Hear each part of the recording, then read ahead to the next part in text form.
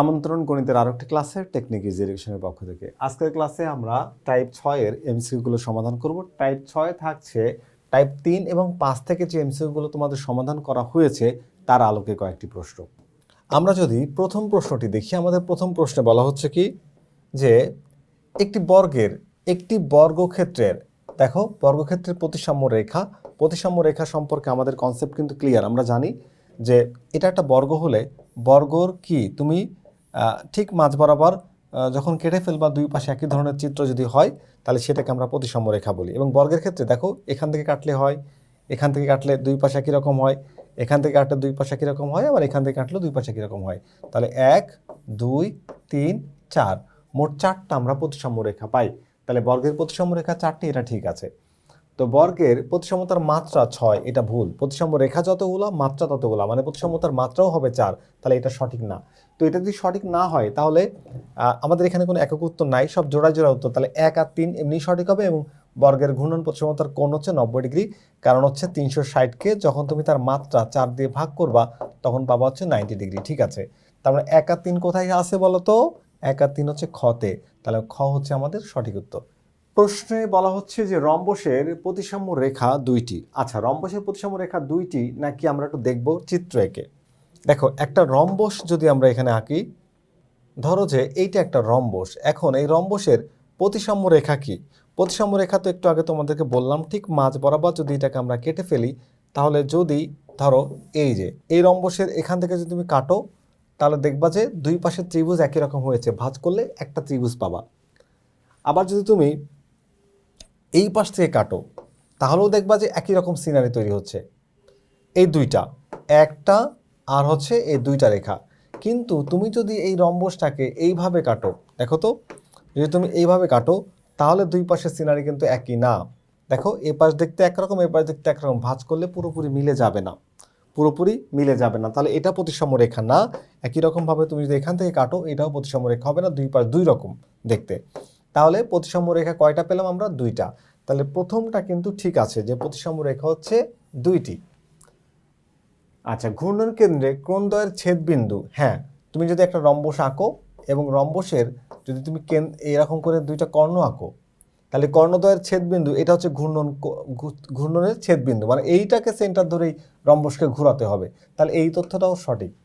এবং ঘূর্ণন প্রতিসাম্যতার মাত্রা হচ্ছে কত ডিগ্রি? 90 ডিগ্রি। না, এটা 90 ডিগ্রি না। বর্গের ক্ষেত্রে 90 ডিগ্রি, রম্বসের ক্ষেত্রে 180 ডিগ্রি। রম্বসের ক্ষেত্রে কত ডিগ্রি বলো তো?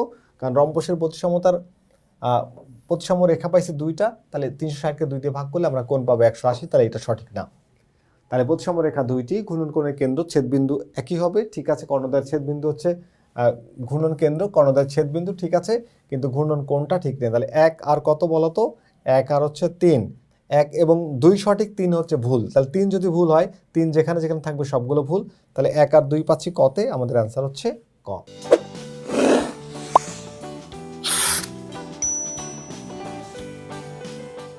যদি পরের প্রশ্নটি দেখো, এখানে একটা সুষম কি দেওয়া আছে বলো তো? সুষম বহুভুজ দেওয়া আছে। বহুভুজটির কথা এখানে আমরা একটু গুনবো যে কয়টা ভুজ। 1 2 3 4 5 6। আচ্ছা, ষড়ভুজ এটা, তাহলে ষড়ভুজ।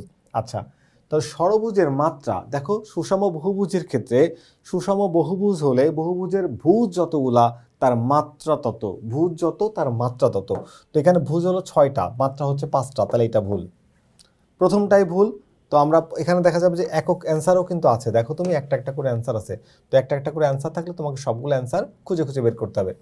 এরপরে দেখো ঘূর্ণন কোণ 60 ডিগ্রি।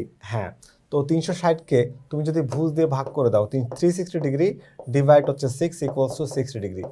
এটা ঠিক আছে, ঘূর্ণন কোণ 60 ডিগ্রি। প্রতিটি কোণ সমান। হ্যাঁ, এটাও সত্য, কারণ যে কোনো সুষম বহুভুজের প্রত্যেকটি কোণের মান সমান। তার মানে কোণ এ, কোণ বি এর মান সমান, কোণ সি এর মান সমান, কোণ ডি এর মান সমান, কোণ ই এবং কোণ এফ, প্রত্যেকটি কোণ পরস্পর কি বলতো? সমান হবে। তার মানে প্রত্যেকটি কোণের মান সমান, এবং এখানে প্রত্যেকটি কোণের মান হয় 120 ডিগ্রি। ওকে, তাহলে আমাদের প্রতিটি কোণের মান সমান, তার মানে 2 এবং 3 সঠিক। 2 আর 3 কোথায় পাচ্ছি বলতো? ঘতে। তাহলে আমাদের এই কোশ্চেনের অ্যান্সার হচ্ছে ঘ। আচ্ছা, আমাদের এই টাইপটা কিন্তু একটু ছোট টাইপ। হ্যাঁ, ছোট্ট একটা টাইপ, মানে কিছু বহুপদী প্রশ্ন নিয়ে টাইপটা আমরা তৈরি করেছি।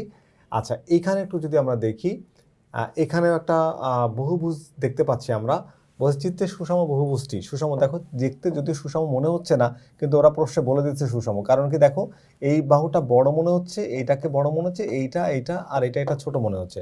তো আমাদের সুষম যদি বলা হয় তাহলে প্রত্যেক বাহুর দৈর্ঘ্য সমান হয় আর প্রত্যেকটা কোণের মান কি হয়, সমান হয়। তো ওরা চিত্রের মধ্যে সুষম না দেখালেও প্রশ্নে বলে দিচ্ছে যে সুষম, তার মানে এটা সুষম।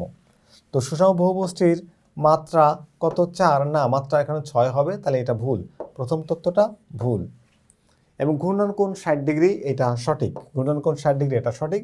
এবং প্রতিটি কোণের মান 360কে তুমি প্রতিটি কোণ বলতে এই কোণটা, এ কোণ, বি কোণ, সি কোণ আর ডি কোণ, ই কোণ, A B C D E F, okay, A B C D 4টা, ই এফ 6টা। তাহলে এই কেন্দ্র, এখানে তুমি যদি টানো কেন্দ্র থেকে দেখবা যে 6টা ত্রিভুজ তৈরি হচ্ছে, আর এই কেন্দ্র হলো 360 ডিগ্রি কোণ। তো 360কে যদি তুমি ভাগ করো 6 দিয়ে, পাবা কত ডিগ্রি বলো তো, 60 ডিগ্রি। মানে এই প্রত্যেকটা কোণ 60 ডিগ্রি বের করতে হবে আমাদের শীর্ষ কোণ। তার মানে এবার 180 থেকে তুমি 60কে মাইনাস করে দাও, পাবা কত ডিগ্রি, 120 ডিগ্রি। তাহলে 120 ডিগ্রি এবং প্রতিটি কোণের মান হচ্ছে 120 ডিগ্রি, এটাও সঠিক। তারপরে 1 তো ভুল, 2 আর 3 সঠিক। 2 আর 3 কোথায় আছে বলো তো, 2 আর 3 আছে গতে। তাহলে আমাদের এই কোশ্চেনের অ্যান্সার হচ্ছে গ। তো এই প্রশ্নের সাথে সাথে আমরা আমাদের অধ্যায় 14 যে গুরুত্বপূর্ণ এমসিকিউগুলা একদম শুরু থেকে আমরা সমাধান করেছি। আজকে একদম শেষ পর্ব ছিল। আশা করি তোমরা এই ক্লাসটি বুঝতে পেরেছো। ফিরে আসবো আবারও অন্য কোনো চ্যাপ্টারের নতুন কোনো গাণিতিক সমস্যা নিয়ে। ততক্ষণ পর্যন্ত ভালো থেকো। আল্লাহ হাফেজ।